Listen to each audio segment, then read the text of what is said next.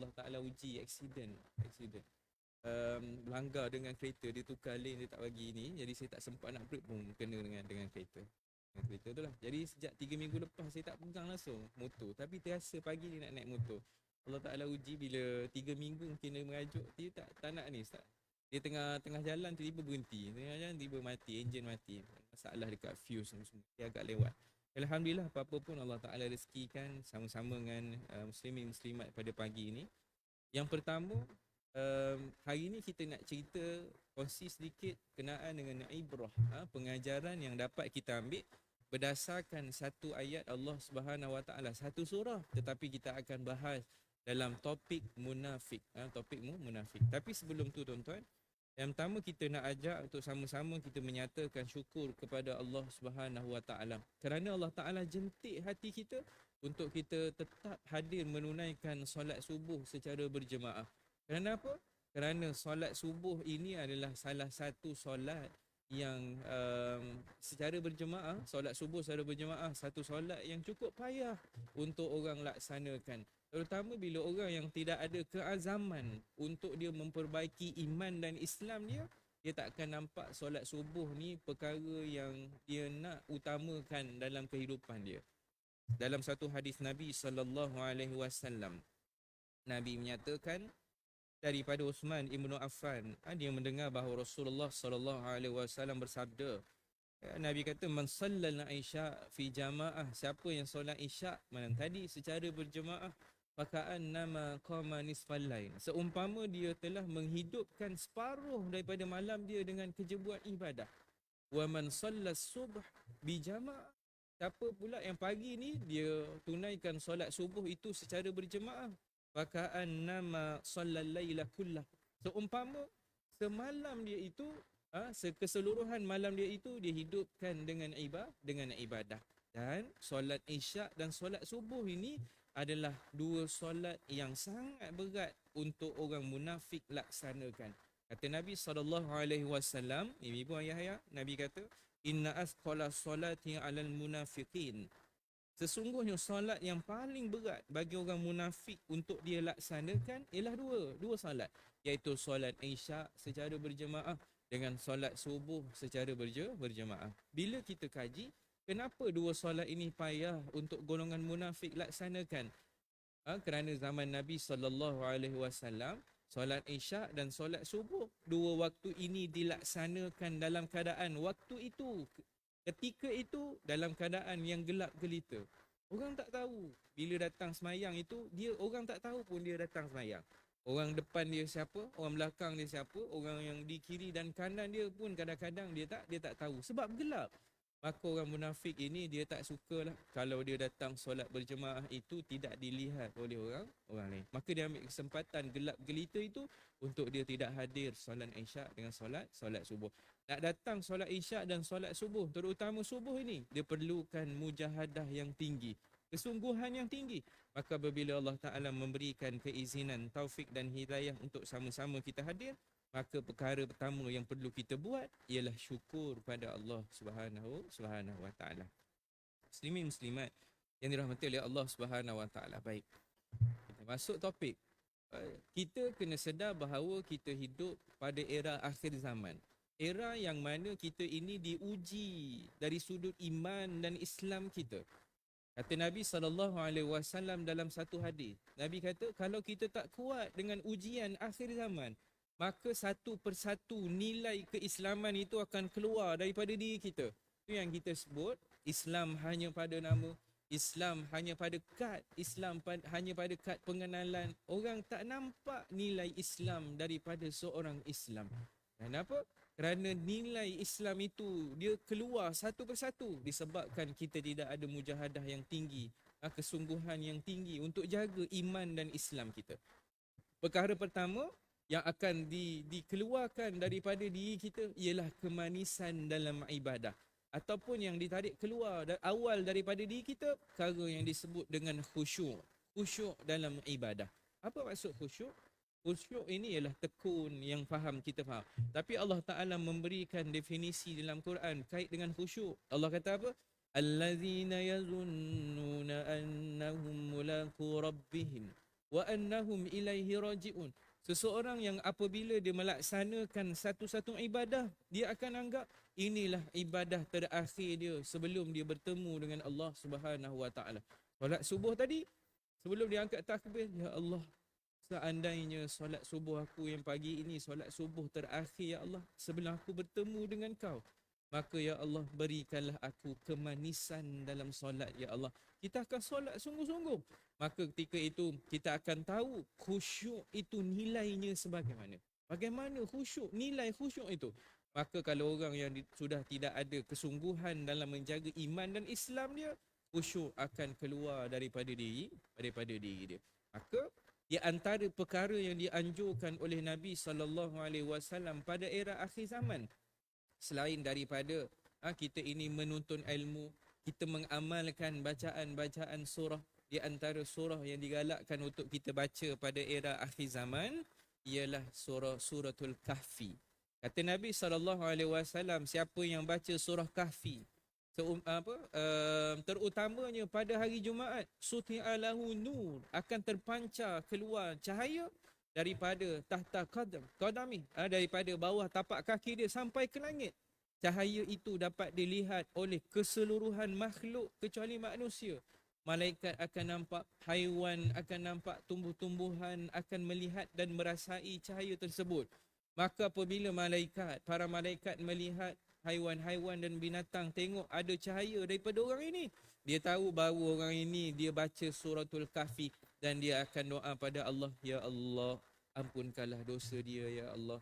Ya Allah, rahmatilah kehidupan dia, ya Allah. Doa daripada para malaikat kerana kita amalkan suratul Kahfi. Di antara surah lain yang digalakkan untuk kita baca terutamanya pada hari Jumaat ialah suratul Munafiqun, surah Al-Munafiqun. Kenapa hari Jumaat? Boleh jadi kerana hari Jumaat ialah hari berlakunya kiamat yang dinyatakan oleh Nabi SAW. Nabi Muhammad apabila mengisytiharkan bahawa Jumaat ialah Sayyidul Ayyam, Nabi kata, sesungguhnya hari Jumaat ini adalah Sayyidul Ayyam, penghulu segala hari. Wa a'zamuha indallah, dan keagungan hari Jumaat di sisi Allah, a'zam, lebih mulia, lebih agung daripada hari raya Aidil Adha dan hari raya Aidil Fitri. Kerana apa? Kerana khamsu khilal, paling kurang ada 5 peristiwa besar yang berlaku pada hari Jumaat. Yang 4 daripadanya adalah berkait dengan Nabi Adam alaihi salam. Nabi Adam AS dilahirkan, dicipta pada hari Jumaat, diwafatkan pada hari Jumaat, dimasukkan ke dalam syurga pada hari Jumaat. Wa ahbatallahu fihi Adam ilal ard, dikeluarkan daripada syurga, diletakkan di atas muka bumi, juga berlaku pada hari Jumaat. Dan Nabi SAW menyatakan tidak akan berlakunya kiamat. Kalau berlaku kiamat, ia akan berlaku pada hari Jumaat. Tapi tak tunggu hari Jumaat. Bila kita sedar kita duduk pada zaman yang tercabar iman dan Islam kita, kita akan usaha untuk amalkan bacaan surah-surah yang digalakkan oleh Nabi ini. Di luar hari Jumaat pun kita akan baca, kita akan hadam, kita akan tadabbur, sebab kita nak tahu kenapa Nabi Muhammad SAW menggalakkan untuk kita study betul-betul topik-topik berkenaan dengan munafik, akhir zaman dan sebagainya. Baik. Maka bila cerita tentang kiamat, dia ambang berlakunya kiamat, akan berlaku perpecahan di antara, akan berlaku konflik demi konflik yang berlaku dalam kalangan umat Islam, konflik demi konflik, peperangan demi peperangan yang berlaku dalam kalangan umat manusia. Akhirnya nanti akan membahagikan kita kepada 2 golongan, 2 kumpulan, dua puak, 2 grup. Yang grup pertama disebut dengan fustatu iman la nifaqa fi. Orang yang benar-benar beriman dan tidak ada kemunafikan dalam kalangan mereka. Orang yang betul-betul beriman dan tidak ada yang munafik dalam kalangan mereka. Yang kedua, fustatun nifaqa la imana fi, iaitu orang yang munafik yang tidak ada beriman dalam kalangan mereka. Maka konflik demi konflik, masalah demi masalah, peperangan demi peperangan, dia nak menuju kepada pembahagian kepada 2 blok ini. Satu blok orang yang benar-benar beriman. Satu blok lagi orang yang benar-benar munafik yang tidak akan ada beriman dalam kalangan mereka. Maka ketika itu Allah Ta'ala akan melepaskan Dajjal, dan di antara yang mengikut tentera Dajjal ialah kumpulan fustatun nifaq la imana fi, iaitu kumpulan yang munafik yang tidak ada beriman dalam kalangan mereka. Jadi tuan-tuan yang dirahmati oleh Allah Subhanahu Wa Taala, kita ambillah kesempatan pada pagi yang berbahagia ini untuk sama-sama kita mengenal pasti, kita muhasabah diri. Mudah-mudahan kita ini tidak ada sifat yang diberi nama sifat nifak. Kita, keluarga kita, masyarakat kita, komuniti kita paling kurang dihindari daripada penyakit-penyakit dan penyakit nifak. Surah Al-Munafiqun dia berada pada turutan yang ke-63 daripada keseluruhan 114 surah. Daripada 114 surah dia pada turutan yang ke-63. Berada pada muka surat 554. Mempunyai 11 ayat. Ni surah Al-Munafiqun. Surah Al-Munafiqun juga dipanggil dengan beberapa nama yang lain. Di antaranya disebut dengan surah Kasyif, yang kita sebut Kasyif. Surah yang membuka. Apa yang Allah Ta'ala nak buka? Allah Ta'ala nak buka pekung golongan-golongan yang ada sifat nifak ini. Kerana apa? Kerana orang yang ada sifat nifak ini, mereka nak merosakkan agama Allah. Tetapi mereka tak berjaya kerana agama Allah ini dijaga oleh Allah Subhanahu Wa Ta'ala. Maka yang rosak itu ialah diri mereka sendiri, yang akhirnya nanti akan dibakar di dalam neraka Allah Subhanahu Wa Ta'ala. Yang kedua. Yang ketiga, kalau kita semak bagaimana penyusunan ayat Al-Quran, kita tengok pada suratul Baqarah. 5 ayat yang pertama bermula daripada ayat Alif Lam Mim Zalikal Kitabul La Raiba Fihi. 5 ayat yang dicetak pada muka surat yang cantik itu, Allah Ta'ala cerita berkenaan dengan golongan muttaqin, golongan orang yang bertakwa. Orang yang bertakwa ni macam ni percaya pada dia buat apa yang Allah Ta'ala suruh, apa semua kan. Pada 5 ayat yang pertama. Kemudian kalau kita buka muka surat yang sebelah, muka surat yang kedua itu bermula daripada ayat innal ladzina kafaru sawaun alaihim a anzartahum, kan. 2 ayat Allah Ta'ala cerita tentang golongan kufar, golongan kufar, orang yang kufur pada Allah. Orang yang kufur ni kata Allah sama je. Kalau kita beri penerangan ke, kita tak beri penerangan, mereka nak penerangan pada kita. Tetapi apabila kita memberikan penerangan, hati mereka tertutup, mereka tetap tak nak beriman pada Allah Subhanahu Wa Taala. Allah Taala cerita dalam 2 ayat berkenaan dengan golongan kufar, golongan kafir yang kufur pada Allah. Kemudian bermula daripada ayat wa minan nasi may yaqulu amanna billah. Kalau kita semak pada Quran itu, bermula daripada ayat itu 12 ayat Allah Ta'ala cerita berkenaan dengan golongan munafik. 2 ayat tentang golongan kafir, 12 ayat tentang munafik. Kita bandingkan saja surah yang khusus Allah Ta'ala sebut tentang golongan munafik yang kita bincang ini mengandungi 11 ayat. Kita bandingkan saja dengan surah Kafirun, Qul ya ayyuhal kafirun, ada 6 ayat. Lebih banyak cerita tentang golongan munafik berbanding dengan golongan yang kufur kepada Allah. Nak cerita pada kita, menggambarkan juga kepada kita bahawa bahayanya golongan munafik, bahayanya sifat nifak ini boleh jadi bahaya daripada setengah daripada golongan kufar. Tapi golongan kufar yang kufur kepada Allah ini, ingat jangan sesekali kita hilang kewaspadaan terhadap mereka. Kita bersama dengan mereka, kita bermuamalat sesama mereka, kita lihat mereka di mana-mana, maka kena ingat jangan hilang kewaspadaan. Tetapi yang perlu lebih untuk kita waspada ialah golongan yang ada sifat nifak yang hidup dalam kalangan kita. Bahkan kita kena berjaga-jaga sifat nifak yang mungkin ada di dalam diri kita. Tuan-tuan yang dirahmati oleh Allah Subhanahu Wa Taala, bukan dalam surah Munafiqun saja Allah Ta'ala cerita berkenaan dengan golongan munafik. Di dalam banyak tempat di dalam surah-surah yang lain. Di antara dalam surah Ali Imran ada, surah Taubah ada, surah Nisa ada, surah Maidah ada, surah Ahzab ada. Dalam surah Taubah Allah Ta'ala cerita bagaimana satu markas yang dibina oleh golongan munafik yang disebut dengan masjid, yang akhirnya Allah Ta'ala perintah, Nabi perintah untuk runtuhkan masjid itu. Ada masa insya-Allah kejap lagi kita cerita.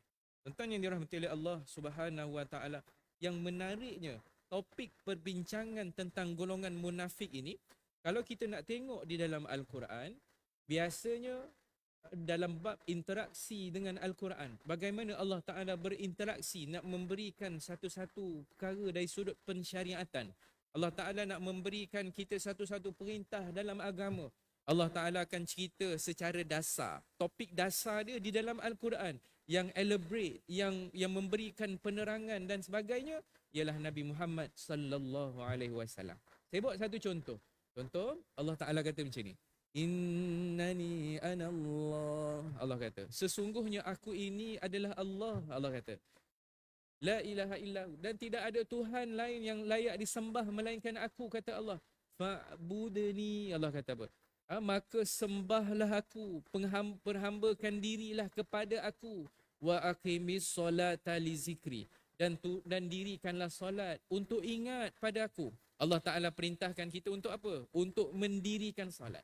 Sebelum itu, Allah Ta'ala perintahkan kita untuk jadi hamba dia. Maksudnya apa? Dalam setiap kerangka kehidupan kita, apa sahaja yang kita buat.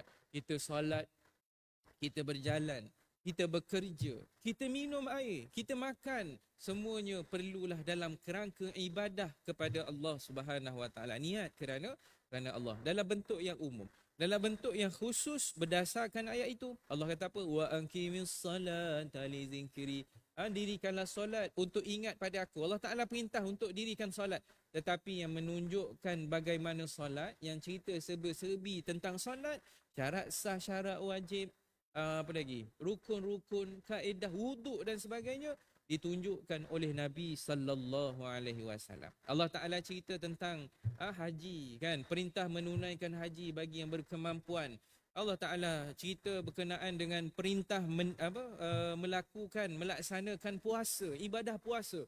Yang elaborate, yang cerita, yang berikan penerangan ialah Nabi Muhammad sallallahu alaihi wasallam. Tetapi yang menariknya topik perbincangan tentang golongan munafik ini, kalau kita nak buat comparison, kita nak buat perbandingan di antara Quran dan hadis Nabi sallallahu alaihi wasallam, kita akan dapati lebih banyak Allah Ta'ala cerita di dalam Quran berkenaan dengan golongan munafik berbanding dengan hadis-hadis Nabi sallallahu alaihi wasallam. Tengok bahayanya sifat nifak. Mudah-mudahan apa yang kita faham pada pagi yang berbahagia ini satu perkara yang boleh kita ambil untuk kita jaga-jaga muhasabah diri, jangan kita, keluarga kita, masyarakat kita terjangkit dengan sifat nifak. Muslimin muslimat yang dirahmati oleh Allah Subhanahu Wa Taala, yang ketiga.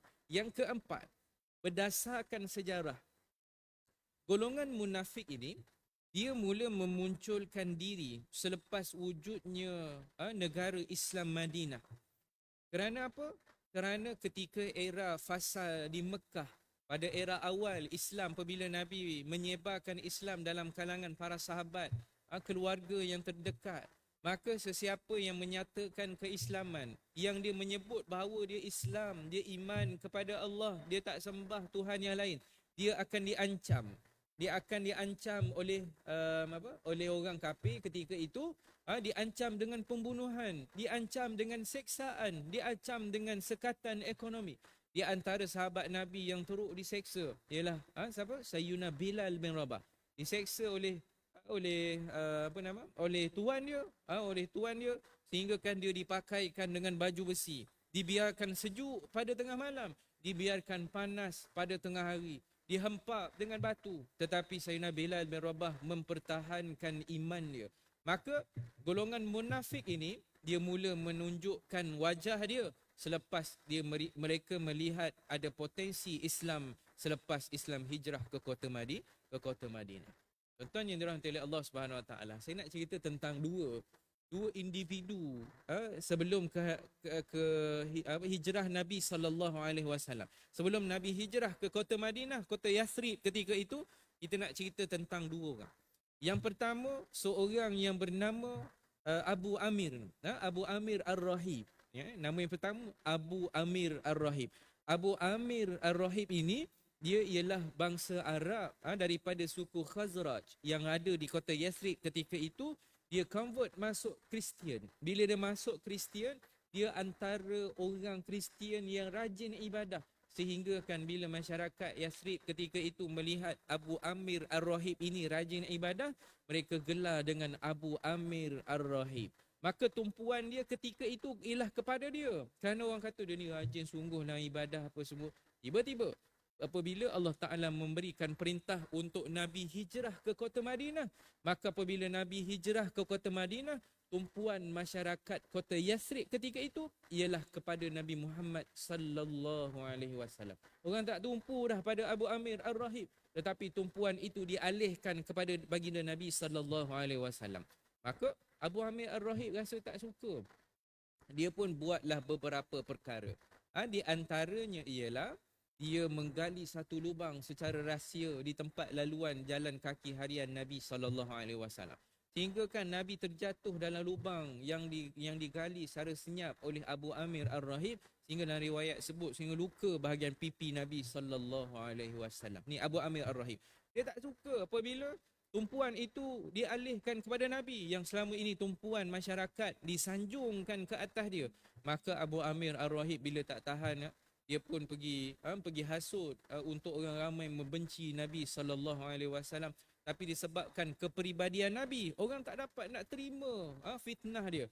Dia kata, kamu jangan percayalah Muhammad ini, dia ni bukan betul pun, dia ni orang yang tak baik. Orang kata, macam mana pula dia orang yang tak baik? Padahal akhlak dia baik, kepribadian dia baik, pakaian dia pun baik. Kan makan minum pun kita lihat dalam tertib yang sangat baik. Orang tak dapat terima fitnah yang disebut oleh Abu Amir Ar-Rahib. Lalu Abu Amir Ar-Rahib tak tahan, dia pun keluar daripada kota Yathrib. Dia di antara orang yang aktif menyertai tentera musuh untuk berlawan dengan Nabi Muhammad sallallahu alaihi wasallam. Abu Amir Ar-Rahib, di antara usaha dia ialah dia pergi ke negara Rom yang ketika itu pemimpin dia ialah Hercules. Maka Abu Amir Ar-Rahib ini dia berjumpa dengan pemimpin Rom. Dia kata pada pemimpin Rom, kamu bagi dana kepada aku, kamu bermusuh dengan orang Islam kan, kamu nak hancurkan Islam. Okey, di antara perkara yang aku nak syorkan ialah kamu bagi dana kepada aku. Dana tersebut aku akan sampaikan kepada wakil aku di kota Madinah, kota Yathrib. Dan dengan dana itu, wakil aku akan membina satu markas yang menjadi tempat tumpuan. Kamu boleh gunakan markas itu. Wa irsadan liman haraballaha wa rasulahu min qabl. Menjadi tempat intipan bagi tentera Rom untuk hancurkan Islam di dalam negara Madinah. Maka Hercules pun memberikan dana kepada Abu Amir Ar-Rahib. Abu Amir Ar-Rahib pun menyalurkan dana ke kota Madinah. Dia beri dana itu kepada siapa? Dia beri dana itu kepada anak saudara dia. Anak saudara dia. Tuan-tuan, siapa anak saudara dia? Anak saudara dia ialah Abdullah bin Ubay. Abdullah bin Ubay. Yang kita kenal dengan bapa munafik kan? Kita biasa dengar Abdullah bin Ubay. Abdullah bin Ubay ialah yang kita gelar dengan bapa munafik ini, ialah anak saudara kepada Abu Amir Ar-Rahib. Dia terima je dana. Maka dengan dana itu dia bina satu markas berhampiran dengan Masjid Quba yang dia isytihar markas itu dengan nama masjid. Maka apabila Abdullah bin Ubay ini dia bina masjid itu, bila dia bina saja masjid itu, dia pun jumpa pada Nabi, ya Rasulullah, marilah ya Rasulullah semayang dekat tempat kami. Sebab menjadi budaya daripada zaman Nabi, mereka jemput untuk Nabi semayang dekat tempat mereka di rumah-rumah yang baru dibina, nak dapat barokah tempat solat Nabi sallallahu alaihi wasallam. Lalu Nabi kata, tak apalah, sekarang kami dalam persiapan untuk berperang. Nabi kata persiapan untuk berperang. Baik. Maka Nabi kata apabila balik daripada peperangan Tabuk ketika itu, balik daripada peperangan Tabuk, kami singgahlah semayang dekat tempat kamu, dekat masjid yang dibina oleh Abdullah bin Ubay. Abdullah bin Ubay ni pula bukan orang biasa-biasa. Abdullah bin Ubay ini ialah calon pemimpin yang bakal dilantik sebelum Nabi hijrah ke kota Madinah.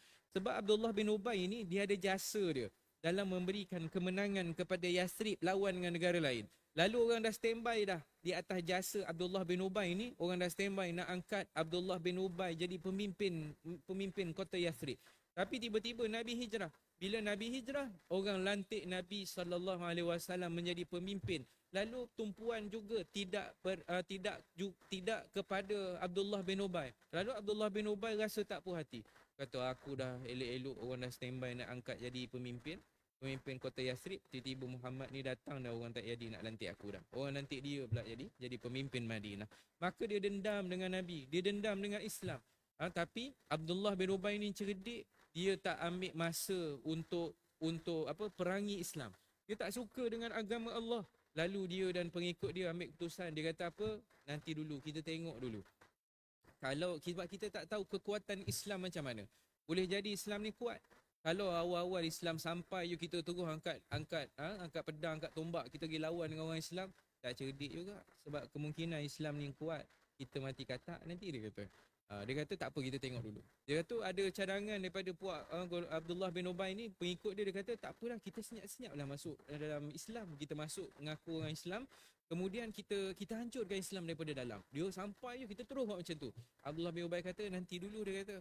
Kita tak tahu kok Islam ni tak kuat, lembik kan. Kalau tak kuat, tak cerdik juga kita. Kalau kita masuk dalam kumpulan yang tak kuat, padahal kita boleh angkat pedang pergi perang terus, Abdullah bin Ubay kata. Sebab itulah berdasarkan sejarah, Abdullah bin Ubay ni dan pengikut dia ambil masa beberapa tahun dalam satu tempoh untuk dia menyatakan bahawa dia orang Islam.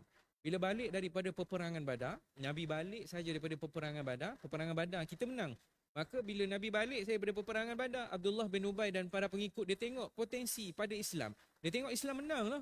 Islam menang. Lalu dia jumpa dengan Nabi. Ya Rasulullah, wahai Nabi Muhammad, aku nak mengisytiharkan aku dan para pengikut aku semua Islam, dia kata. Semua dah Islam dah. Kami minta maaf lah, kami tak sempat nak masuk dalam peperangan Badar. Mereka bukan tak sempat, tapi mereka betul-betul tak nak. Sebab di antara sikap golongan munafik ini ialah sikap dia yang penakut. Tuan-tuan yang dirahmati oleh Allah Subhanahu Wa Taala, kita nak cerita. Apabila dana tu sampai pada Abdullah bin Ubay bina satu markas berhampiran dengan Masjid Quba. Dia minta Nabi semayang kat situ sebagai tanda untuk iktiraf masjid tersebut. Maka Nabi kata tak apa, balik daripada peperangan Tabuk, aku akan singgah semayang dekat situ. Maka apabila Nabi dan para sahabat balik daripada peperangan Tabuk, Nabi kata pada sahabat, marilah kita semayang dekat tempat Abdullah bin Ubay. Dia dah bina dekat dengan Masjid Quba. Maka dalam perjalanan nak pergi semayang dekat Masjid Quba, dekat masjid yang dibina oleh Abdullah bin Ubay itu, Allah Ta'ala menurunkan ayat di dalam surah Taubah ayat 107. Kalau kita boleh catat balik, kita boleh check. Ayat ini Allah Ta'ala cerita berkenaan dengan masjid yang disebut dengan Masjid Dirar. Masjid Dirar. Surah Taubah, surah At-Taubah ayat 107. Allah Ta'ala sebut apa? Walladzina ittakhadhu masjidan dirara wa kufran wa tafriqan bainal mu'minin wa irsadan liman haraballaha wa rasulahu min qabl wa la yahlifunna in aradna illa al-husna wallahu yashhadu innahum lakadzibun. Allah Ta'ala turunkan dalam perjalanan Nabi nak pergi semayang kat masjid tu, Allah Ta'ala turunkan ayat dalam surah Taubah ayat 107 ni. Kata Allah Subhanahu Wa Ta'ala, dan di antara orang-orang munafik juga ialah orang yang membina masjid dengan tujuan membahayakan keselamatan orang-orang Islam dan menguatkan keingkaran mereka sendiri. Serta apa dia? Wa tafriqam bainal mu'minin. Dia bina masjid itu dengan tujuan untuk pecah belahkan orang Islam. Tu. Allah Ta'ala kantoi kan dia, bahasa orang muda kantoi. Allah Ta'ala kasyif, Allah Ta'ala buka pekung golongan munafik. Dia bina masjid itu untuk pecah belahkan golongan beriman. Dan Allah Ta'ala buka lagi pekung dia. Allah kata apa? Wa irsadal liman haraballaha wa rasulahu min qabl. Supaya menjadi tempat intipan bagi orang yang telah memerangi Allah. Allah Ta'ala tu nak cerita, tempat tu, markas itu sebenarnya dibina atas tujuan nak menjadi markas intipan bagi tentera musuh. Maka apabila Nabi SAW dapat saja wahyu ini, Nabi pun memerintahkan dua orang sahabat. Yang pertama, sahabat yang bernama Malik bin Dukhshum. Yang kedua, sahabat yang bernama Ma'ad ibnu Adi. Nabi kata, Malik bin Dukhshum, Ma'ad ibnu Adi, kamu pergi hancurkan markas ni. Kamu pergi hancurkan masjid ni. Malik bin Dukhshum, dia balik ke rumah dia. Dia ambil kayu api, dia pun pergi bakar masjid itu, tuan-tuan. Maka apabila dia nak bakar masjid itu, disaksikan oleh orang ini, bertempiaran lari golongan munafik yang ada di dalam masjid tersebut. Tuan-tuan, bila nak bakar saja, Allah Ta'ala rakam dialog, kata-kata, ucapan golongan munafik ketika itu dalam ayat yang sama. Dia kata apa? In aradna illal husna. Ni orang munafik kata apa? Dia kata, kami nak buat benda baik, takkan tak boleh. Bina masjid kan. Awak nak bakar ke masjid? Nampak? Bila kita tak ada panduan, Allah Ta'ala tak buka pekung golongan munafik ini, maka kita akan mudah cair. Kita akan mudah tertipu. Betul juga kan? Ini takkan kita nak bakar masjid ni. Tetapi Malik bin Dukhsyum kata apa? Dia kata Allah Ta'ala dah buka pekung kamu bahawa tempat yang kamu bina ini Masjid Dirar, yang dibina asasnya adalah untuk menjadi intipan golongan-golongan yang nak memerangi Allah. Maka mereka tak boleh nak kata apa? In aradna illa husna, kami nak buat baik, tak apalah. Dia pun keluar lari bila masjid itu dibakar. Ingat tuan-tuan dirahmati oleh Allah, nasihat daripada tok-tok guru kita, kalau kita nak bina satu masjid, nak bina surau, nak bina musalla, nak bina tempat semayang, bina tahfiz, sekolah dan sebagainya, ussisa alat taqwa. Mestilah asasnya ialah takwa kepada Allah. Mesti asasnya adalah takwa. Orang yang nak bina, orang yang nak bawa orang datang semayang kat tempat kita, asasnya mesti asas takwa. Kerana orang yang datang ini dia nak yatatahharu, dia nak membersihkan diri dia, membersihkan iman dia, membersihkan jiwa dia daripada perkara-perkara yang keji. Kalau daripada asas pembinaan satu-satu tempat itu, asas dia pun dah tak baik, bagaimana kita nak bantuan Allah Subhanahu wa taala. Muslimin muslimat yang dirahmati oleh Allah Subhanahu wa taala, tu masjid. Baik, sebagai penutup pada pagi yang berbahagia ini, bila kita cerita tentang hukuman dan seksaan atas muka bumi Allah ini, apabila sesuatu kebaikan yang kita laksanakan, sudah tentu Allah Ta'ala balas dengan pahala. Allah Ta'ala balas dengan ganjaran, ketenangan. Allah Ta'ala berikan kita nikmat syurga suatu ketika nanti. Sebab itulah Allah kata apa? Kullu nafsin za'iqatul maut. Semua orang akan mati, kata Allah. Wa innama tuwaffawna ujurakum yawmal qiyamah. Kan? Allah kata apa? Akan disempurnakan pahala kamu pada hari Jumaat. Kan? Pahala kamu pada hari Jumaat. Maksudnya apa? Semua perkara baik yang kita buat, yang kadang-kadang dilihat kecil oleh orang lain, semuanya itu akan dinilai oleh Allah dekat akhirat nanti. Kita pagi-pagi kejap lagi, ataupun tiap-tiap hari, weekdays, weekend, kita pagi-pagi lepas subuh kita jalan, bawa plastik kan, jalan kaki, brisk walk, jalan ke taman kita dan sebagainya. Kita nampak sampah, kita kutip. Nampak sampah, kutip. Sampai orang nampak kata, Haji ni itu lah kerja dia hari-hari. Padahal ada je orang yang nak buat kerja ni, dia kata dia pergi buat kerja orang buat apa. Tuan-tuan, kita niat buat perkara itu kerana ibadah. Yang bukan mengata ni, yang kutip sampah itu, kita niat kerana Allah, maka ia dinilai sebagai satu pahala. Dilihat kecil oleh orang lain, tetapi dinilai dengan pahala oleh Allah Ta'ala. Tapi berbeza dengan perkara baik, perkara yang tak baik, kezaliman, dosa, Allah Ta'ala akan balas dengan dosa. Allah Ta'ala akan balas dengan azab api neraka. Kita zalim pada orang lain, kita tindas orang dan sebagainya, Allah Ta'ala balas dengan kezaliman. Allah Ta'ala balas juga dengan kezaliman. Allah Ta'ala balas dengan neraka. Allah Ta'ala beri kita dosa. Maka bila nak cerita tentang seksaan kepada golongan munafik, Allah kata apa? Innal munafikin, sesungguhnya orang munafik ini fiddarkil asfali minana, di dalam kerak api neraka. Kita tahu bahawa neraka ini ada tingkatan dia, dan tingkat yang paling bawah ialah tingkat yang paling panas, yang paling seksa, disediakan kepada golongan munafik yang pakaian dan nama dia ialah Islam, tetapi dia golongan munafik, menghancurkan agama Allah, menghancurkan institusi agama, menghancurkan diri dan iman dia. Maka dia dibakar dalam kerak api neraka. Walan tajidalahum nasira. Dan kamu, kata Allah, tidak akan beroleh satu orang pun yang boleh selamatkan mereka apabila mereka diseksa. Kita tahu bahawa golongan munafik ini akan dapat seksaan yang paling berat. Maka pagi ini sebagai penutup, kita bawa satu hadis Nabi SAW. Satu hadis riwayat Bukhari. Kata Nabi SAW, tanda munafik itu ada 3. Ayatul munafiqu salat. Ada 3 tanda munafik. Yang pertama, kata Nabi SAW, baik, sebelum kita masuk tu ingat, bila kita tengok pada tanda munafik yang dinyatakan oleh Nabi SAW ini, kan, jangan kita lihat kiri dan kanan kita. Bila kita kena, aku rasa aku tahulah siapa yang ada sifat-sifat ni. Aku macam kenal lah orang ni. Tak. Kita ambil pendirian nasihat yang diberikan oleh Sayyidina Umar Ibn Khattab. Umar kata apa? Sayyidina Umar kata apa? Dia kata bila kamu dengar tentang munafik, tengok pada diri sendiri. Tengok pada diri sendiri, jangan kita terjangkit dengan sifat munafik. Tengok pada diri kita sendiri. Yang pertama kata Nabi SAW, tanda dia ialah iza haddasa kazaba. Apabila dia bercakap, dia akan bohong. Dia suka bohong. Dan kalau once kita dah bohong, kita akan buat lagi. Sebab kadang-kadang dalam pembohongan kita itu, fitnah kita buat itu, ada wow factor. Orang puji.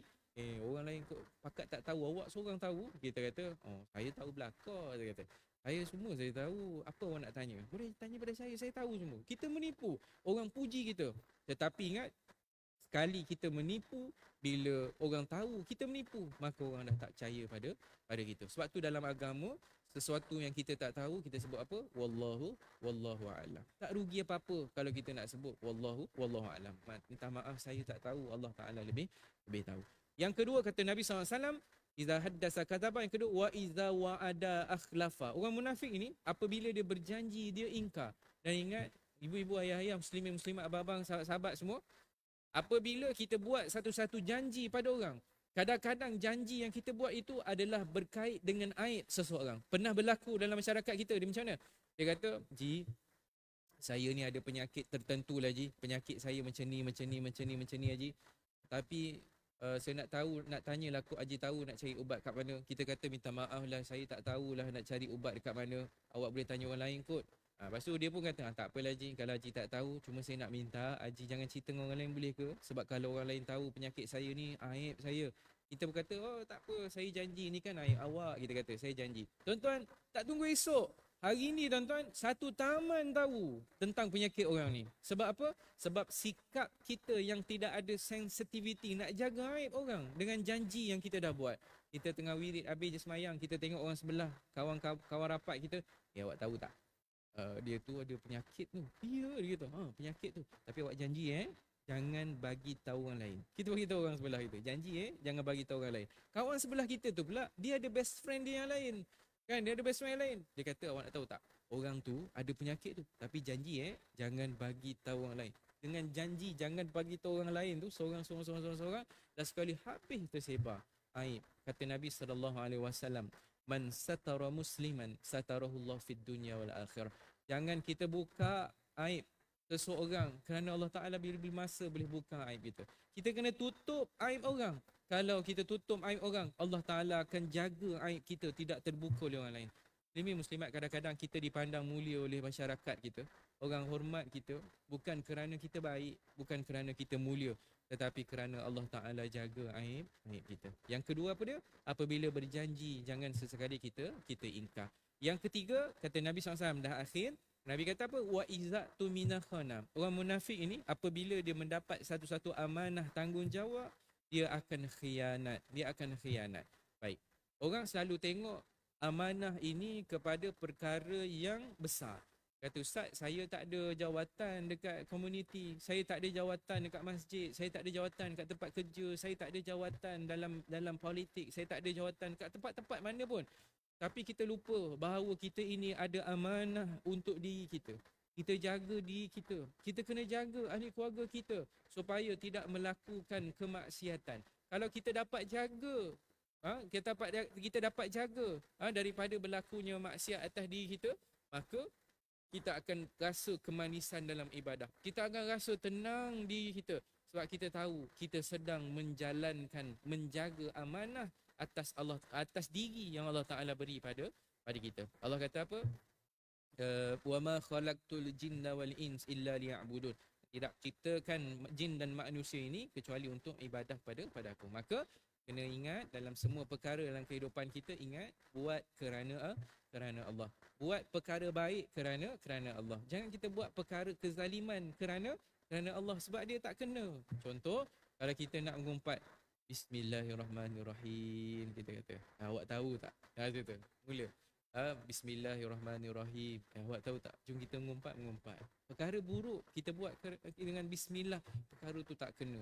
Tetapi kalau perkara baik kita buat kerana Allah, maka ada keberkatan dalam perkara yang kita buat. Muslimin muslimat yang dirahmati oleh Allah Subhanahu Wa Taala. Itulah beberapa perkara yang dapat saya kongsikan pada pagi yang berbahagia ini. Saya mohon maaf seandainya apa yang saya sampaikan tadi dia mengguris hati. Tapi kata guru saya, ingat lagi waktu belajar dulu dekat Mesir dulu, bila sampai guru-guru Mesir ni tuan-tuan, syekh-syekh Mesir ni dia kan ganas sikit kan. Dia ganas sikit, dia tampar kita, dia kadang-kadang dia tepuknya kepala kita, dia cakap dengan bahasa yang kadang-kadang kita rasa ya Allah, sakitnya kan, terasa. Dia kata, awak terasa ke? Dia panggil saya Muhammad. Awak terasa ke Muhammad? Lepas tu kita senyap je. Dia kata, tahniah, dia kata.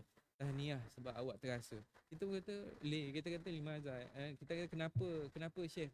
Dia kata sebab hati awak masih boleh dijentik dengan nasihat. Kalau orang nasihat dengan nasihat yang baik, dengan teguran, tapi kita tak rasa apa-apa, waktu itu kita kena muhasabah diri. Kenapa dengan diri aku? Kenapa orang cerita tentang kematian, aku tak rasa apa-apa? Kenapa orang cerita tentang sifat nifak, tapi aku tak rasa apa-apa? Cuba kita renung semula. Ya Allah, kemungkinan daripada dosa aku ya Allah, maka istighfar pada Allah banyak-banyak. Kerana mungkin hati kita tertutup. Tapi bila tok-tok guru kita, para asatizah kita memberikan nasihat dan teguran, kita terasa hati kita kan, kita rasa tertunduk. Ketika itu syukurlah banyak-banyak pada Allah, kerana hati kita masih boleh dijentik dengan agama, boleh dijentik dengan nasihat, boleh disiram dengan teguran. Muslimin muslimat yang dirahmati Allah, saya rasa cukup sekadar itu dengan apa yang dapat saya sampaikan pada pagi yang berbahagia ini. Mudah-mudahan ada manfaat kita sama-sama. Kalau tuan-tuan pergi ke Puchong ternampak saya ke apa hari tu, ni tunggu-tunggu lah insya-Allah. Mudah-mudahan kita direzekikan sekali lagi untuk bertemu, dan kalaupun kita tak bertemu di dunia ini, saya doakan mudah-mudahan kita semua bertemu di syurga Allah Subhanahu wa taala. Saya doakan ibu-ibu, ayah-ayah saya yang ada pada hari ini, abang-abang, sahabat-sahabat saya diberikan kesihatan yang baik, diberikan penyembuhan pada penyakit yang ada, diberikan ketenangan jiwa, diberikan kemurahan rezeki, diberkati kehidupan dia dalam keluarga dan bermasyarakat. InsyaAllah itu saja daripada saya. Saya sudahi, wabillahi taufiq wal hidayah. Assalamualaikum warahmatullahi wabarakatuh.